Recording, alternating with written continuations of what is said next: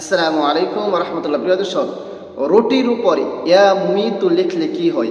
প্রিয় দর্শক, রুটি খাবারের রুটির মাঝে যদি ইয়া মুমিতু লেখেন তাহলে কি হয়? খুবই উপকারী এবং দামি একটি আমল আজকে আপনাদের সাথে শেয়ার করতে যাচ্ছি।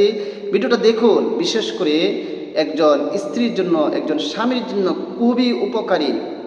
প্রিয় দর্শক, সেই বিষয়টা সম্পূর্ণভাবে বিস্তারিতভাবে আমি আলোচনা করব।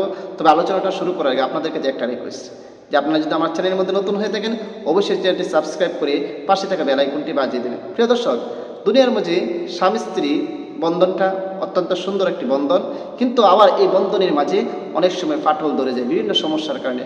অনেক সময় সমস্যাটা হয় যে সুন্দর স্ত্রীকে রেখে স্বামী পরকীয়া করে অন্য মেয়ের পিছনে ঘোরাফেরা করে, এই পরকীয়া করে সুন্দর সংসারটা অনেক সময় বেসুন্দর হয়ে যায়। সুন্দর সংসারটা তৈরি করা সংসারটা অনেক সময় গোছালো সংসারটা একেবারে তছনছ হয়ে যায়। এটা কেন হয়? যে স্বামী পরকীয়া করার কারণে, অন্য আরেকজন মেয়ের পিছনে ঘোরার কারণে। প্রিয় দর্শক, কোনো স্ত্রীর সে স্বামী যদি এরকম পরকীয়া করে নিজের স্ত্রীকে রেখে অন্য কোথাও এরকম সমস্যা করে, তাহলে এই আমলটি, এই ভিডিওটি আপনার জন্য। আপনার স্ত্রীও যদি এরকম সমস্যা করে, একজন ভাই হয়ে থাকেন, আপনার স্ত্রীও যদি এরকম পরকীয়া করে এদিক সেদিক ঘোরাফেরা করে আপনার কথা শুনে না, তাহলে এই ভিডিওটা আপনার জন্য। বিশেষ করে যারা স্ত্রী আছেন তাদের জন্য এই ভিডিওটা। কীভাবে করবেন প্রিয় দর্শক? এরকম যদি হয়ে থাকে তাহলে আমলটি, যে এই আমলটি শুক্রবার আমলটি করবেন ফজরের নামাজের পরে। ফজরের নামাজের পরে ওযু অবস্থায়, পবিত্র অবস্থায়, পবিত্রতার কথা কোনে বলে যে আপনি একটি অনেক গুরুত্বপূর্ণ একটি কাজ করতে যাচ্ছেন, এই জন্য আপনি পবিত্র হয়ে, পাক পবিত্র হয়ে এরপরে কাজটি করবেন। পবিত্র হয়ে এরপর আমলটি করবেন। পবিত্র হয়ে আপনি রুটি বানানো হয় না, রুটি বানানোর জন্য একটু আঠা মেখে নেবেন, যেটাতে আঠা মেখে নেবেন, এটাতে রুটি বানাতে হবে। ফজরের নামাজের পরে আপনি সে আটাটা হাতে নেবেন। ফজরের নামাজ পড়ে উযু অবস্থায় হাতে নিয়ে সেটা দিয়ে আপনি একটা রুটি বানাবেন নিজ হাতে। ফজরের নামাজের পর শুক্রবার নিজ হাতে সেটা দিয়ে কী করবেন? একটা রুটি বানাবেন। রুটি বানানোর পর ঘর থেকে বের হয়ে, রুটি বানানোর পর ঘর থেকে বের হয়ে সেটা আপনি রুটি বানিয়ে নেবেন। বানিয়ে নেবার ঘর থেকে বের হবেন। ঘর থেকে বের হয়ে খোলা আকাশের নিচে যাবেন।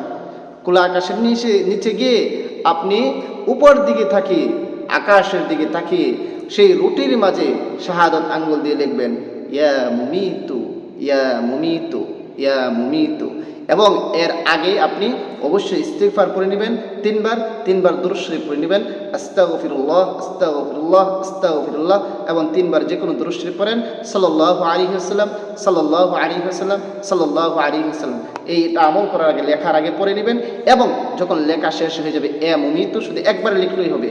ইয়া মুমিতু রুটির মাঝে একবার লিখবেন। লেখার পর আবারও শেষে তিনবার দুরূদ শরীফ পড়ে নেবেন। পড়ার পর যদি পারেন রুটির মাঝে ফু দিয়ে দিবেন। দেওয়ার পর এই রুটিটা স্বামীকে খাওয়াবেন। ইনশাল্লাহ আপনি যদি এই আমলটি করতে থাকেন 3 দিন, 5 দিন, 7 দিন, 21 দিন, এর ভিতরে আপনার স্বামী ঠিক হয়ে যাবে ইনশাআল্লাহ। আপনার স্বামী ঠিক হয়ে যাবে ইনশাআল্লাহ। আপনি এরকমভাবে 1 সপ্তাহ, বললাম তো 7 দিন, এরপরে 21 দিন আপনি খাওয়ান। এর ভিতরে আল্লাহ পাক রব্বুল আলামিন ফলাফল দিয়ে দিবেন। আপনার স্বামী যে পরকীয়া করতেছে, আপনার ঘরের মধ্যে সুন্দর স্ত্রীকে রেখে, সন্তানেদের রেখে অন্যের সাথে পরকীয়া করতেছে এবং এর কারণে সংসারের মাঝে অশান্তি আসতেছে, সেগুলো সব ঠিক হয়ে যাবে ইনশাআল্লাহ। প্রিয় দর্শক, আল্লাহর উপর পূর্ণ আস্থা রেখে আপনি আমলটি করবেন। আল্লাহর নামের পাওয়ার দেখবেন, নিজ চোখে দেখবেন কত পাওয়ার যে আমলের। প্রিয় দর্শক, ভিডিওটা বেশি করে শেয়ার করে দেবেন, যেন ওই সমস্ত বোনেরা এই বিষয়টা আমল করতে পারে, যাদের স্বামী নিজে স্ত্রীদেরকে রেখে অন্যের সাথে পরকীয়া করতেছে, সংসারের মধ্যে খুব অশান্তি সৃষ্টি করতেছে, তারা যেন আমলটি করে আবারও সুন্দর সংসারটা সুন্দর করতে পারে, পরকীয়া থেকে স্বামীকে ফিরিয়ে আনতে পারে। এই জন্য ভিডিওটা বেশি করে শেয়ার করে দেবেন। আর সবাইকে অসংখ্য ধন্যবাদ ভিডিওটি দেখার জন্য। আসসালামু আলাইকুম ওয়া রাহমাতুল্লাহ।